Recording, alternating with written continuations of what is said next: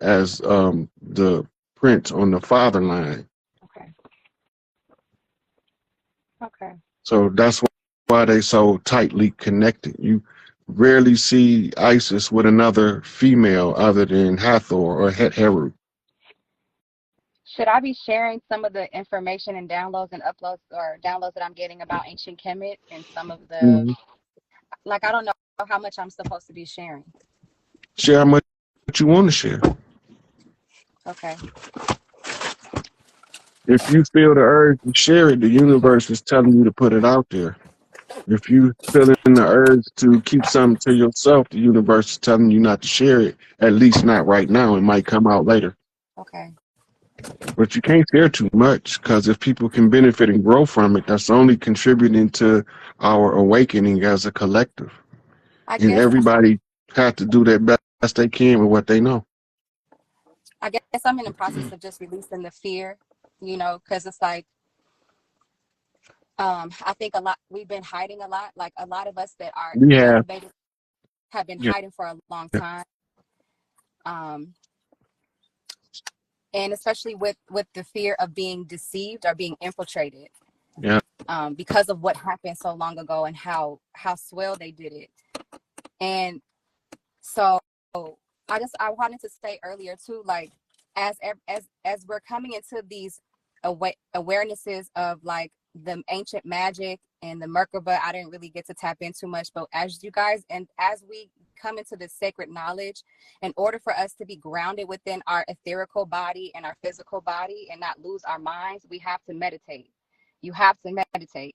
And it looks different for everybody. I'm struggling with the routine and the discipline, but I just want to share that. So because what happens is you're not grounded and you open yourself up and you're vulnerable.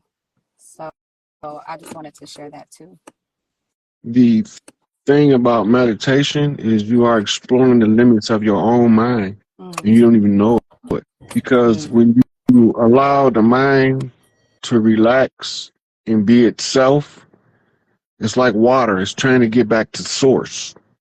And the only way for it to do that is to draw itself to a higher level of consciousness. So it starts to expand the mind. That's called a transcendental meditation. When you find out that you can do something called kinetic meditation,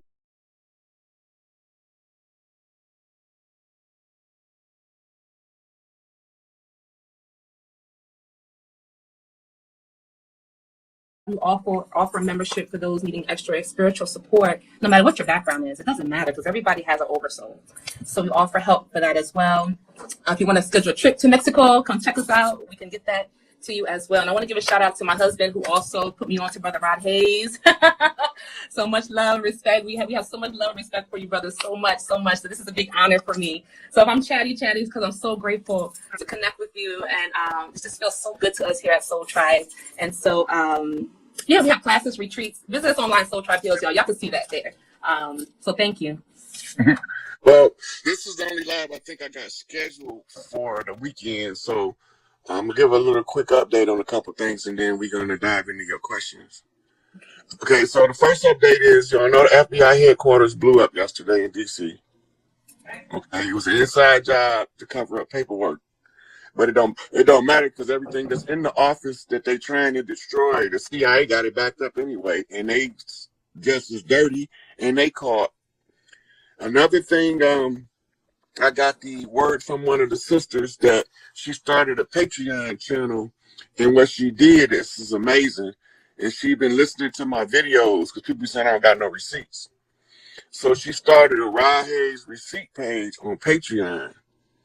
And what she do is she posts my videos, and then all of the book references that I be dropping, she got any of them that's PDF formatted is in the downloadable format on the Patreon channel, which I'll be posting that Patreon channel later on when we get done. The water still haven't come back, and the Mississippi is drying up. This is a big fucking deal. So what is happening with the planet is there's something in our solar system that's drawing a magnetic pull on the equator. The rivers normally run on top of the ground, but some of them come from underground springs. The electromagnetic grid is being affected by an outside force. Whatever this thing is, it has to be massive because it's been had the water out on the Gulf almost 2 weeks. That water has to come back. The Jordan River, the Euphrates, they dried up. The Thames in Europe's dried up. It's a massive river in China that dried up. So there's rivers drying up. And the other side of that is the Sahara Desert and the Arabian Desert is seeing water in places they never had water. Rivers is popping up in places that there haven't been rivers in thousands of years. About a week ago, there was a river of fish springing up from underground. So what that's telling me is that wherever the water is, it condensed the fish into, when it come up in a new place, that the fish roll down with the water when it come out of the new reservoir. So these are underground springs that's popping up in diverse dry places. Let me see what else for the updates. There is a video I'm going to share on my Facebook so that y'all can hear the story about Inky's return. Inky's coming back with the upgrade codes to the DNA, but Inky's only coming back through the solar rays to upgrade the DNA. His physical avatar can only come so close to the Earth without starting the catastrophe unless the people of the Earth allow him back in. He's the geneticist that downgraded the human genome in order for them to use us as workers. And Enlil tried to sidetrack it and make us live very short lives so that we can never realize what's being done to us. We never live long enough to see what they've been doing. So we're going to all of this upgrades based on the time clock of the galactic cycle, and what's being done on Earth is to correct the errors. So some people can't get upgrades. They can't stay here. I don't know where they're going. I don't care where they're going. But the ones that can't take the upgrade, they don't mean us no good no way. So I would be overindulging in their plight in order to be given a fuck where they go. I don't care where they go. They just got to leave here. Right. So let me see. Oh, for the people that's asking questions about last names, and it's too much to type. I can't type everybody the meaning of their last names like that because some of them are attached to tribal, traditional ways and cultural phenomenon that'll take me too long to explain. I think that's about it for the. Me and Young Elder are going to be doing something soon. I got to get back with it. We're going to go over that Inky video in one, but in another one, we're going to be doing the mud floods and the great fires when we've been at war this whole time and none of our people know it. So that's going to be on the Young Elder page later on YouTube. So with that, we can get into it. Yeah, we can go on and get down to business.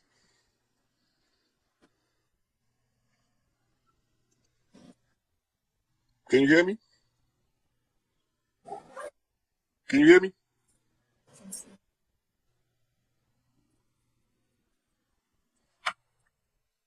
Can y'all hear in the chat?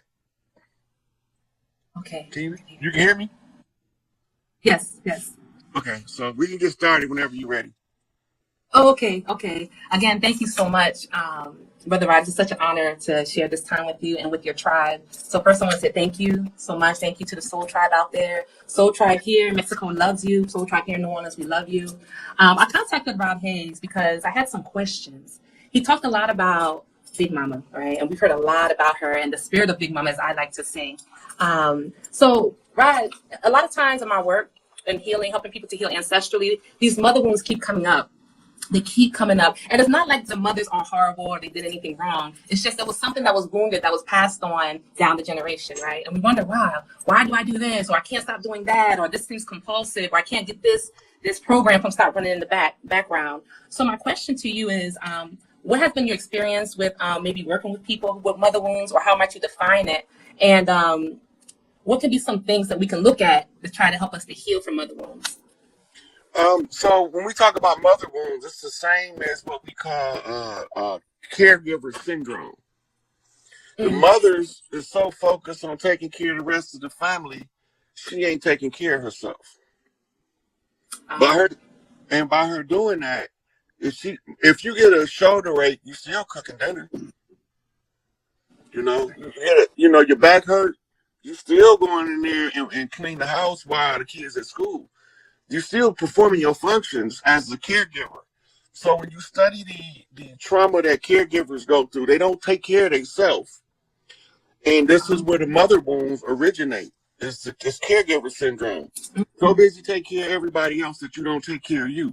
So this is why the sisterhood is important. Because us as men, we can comfort our counterparts.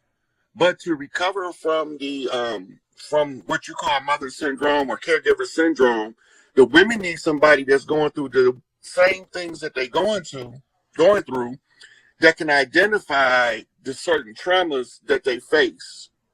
By doing this, this helps them to work through the problem as a group.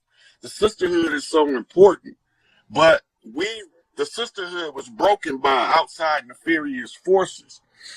We go to the Nation of Islam. Elijah Muhammad said the last trick of the devil is going to be to freely give you his woman. Right? So we thinking pale face. Enlil look like us. He just look like a light-skinned Negro. And he can change that. He can change his skin color. That's why they get the term shapeshifter. But he can calibrate to the solar rays that increases his melanin production in his skin. We used to have that ability. We used to camouflage like chameleons in the vegetation. So when you read the story of Chief Pontiac, and they say that the wolves came out of the shadow to offer and render aid, yeah, that was us. We werewolves, the ones who wear the wolf pelts. We the werewolves. We wear wolves. And they are the ones that call us like kin because we're not really related to them vampires. They bloodsuckers, adrenochrome drinkers, cannibals, and they love to consume the flesh of infants because they say the meat is tender. And so we got different views on things. Enlil children don't get two shits about how much suffering we go through. But if we do anything to them, they scream to hell and high heaven that we touched one of them.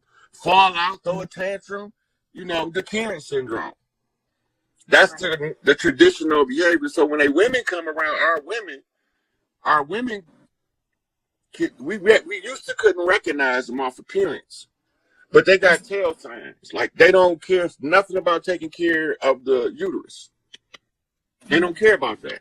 So they smell like a half a herd of cows coming out from between their legs. That's not normal for our women.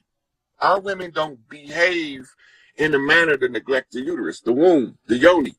So we develop yoni priestess to give reverence to the womb. Now we finna get to who is Big Mama and where she at.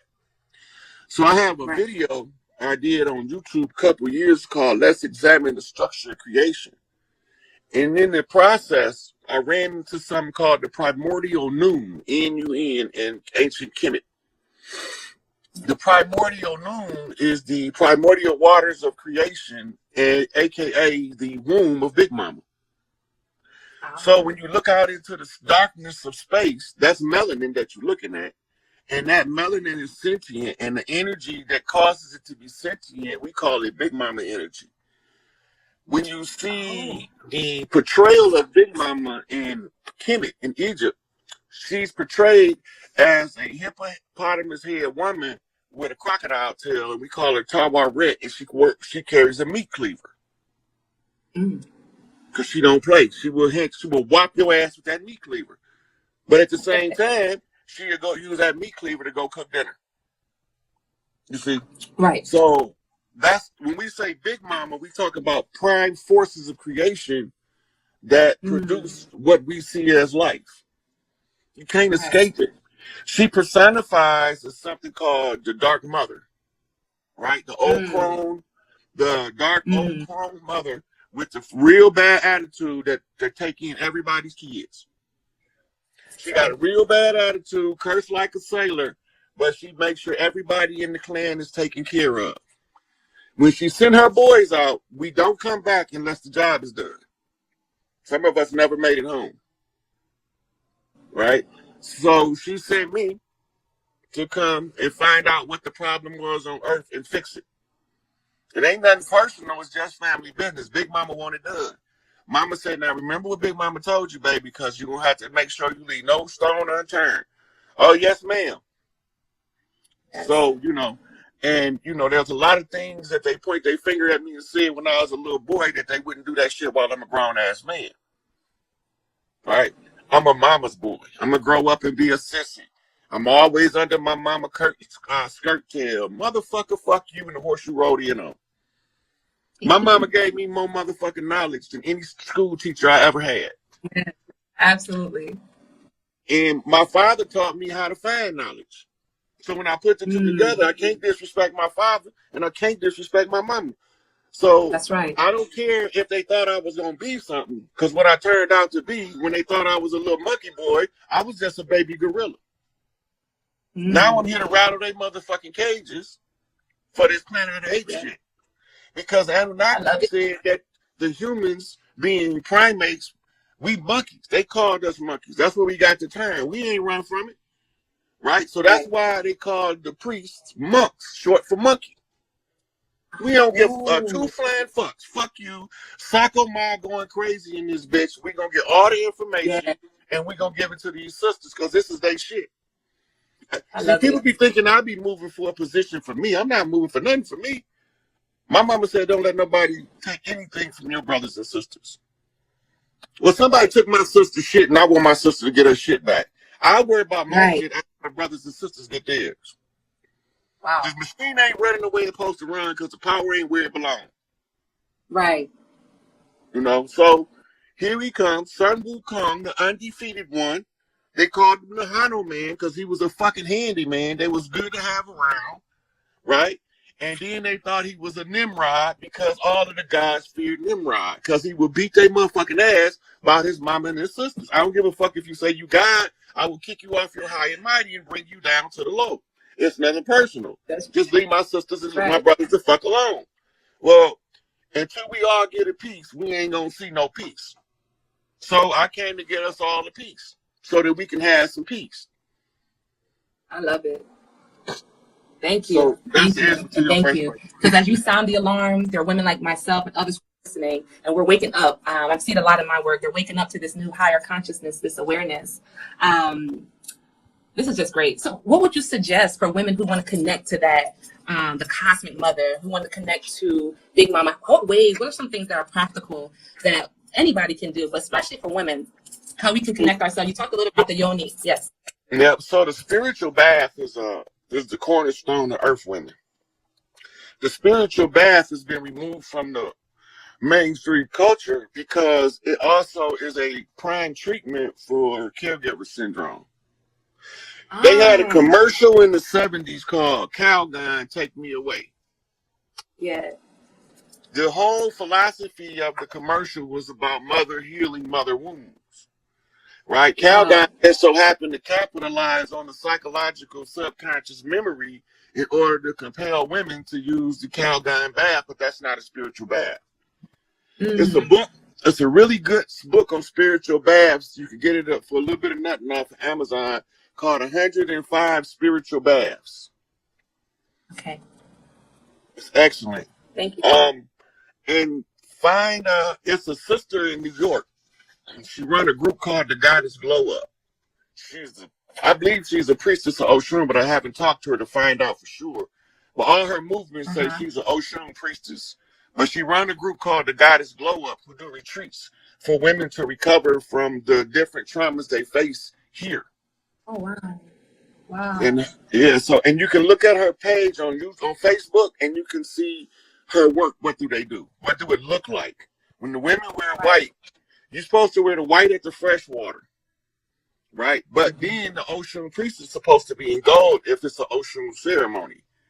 Oya is supposed to be blue, Yemiya purple. I could have had the last two backwards, but I'm pretty sure it's Oye is blue, Yemiya is purple. But when you're doing those saltwater ceremonies, you know what I'm saying, the colors of the priestess match the Orisha energy she's honoring. And when they do Right. that, all of those women in white harness the solar energy that's amplified by the water, and then they become Tesla coils. And if you put a group of Tesla coils together, you're going to have a reaction. Wow. Yep. Let me see what else. Body cleansing. The cleansing of the liver is critical. The cleansing of the kidneys. And the lymphatic system is one of the most neglected systems in the body. Right? I agree. And when you see people retaining water with diabetes, it's because their lymphatic system is congested. Right.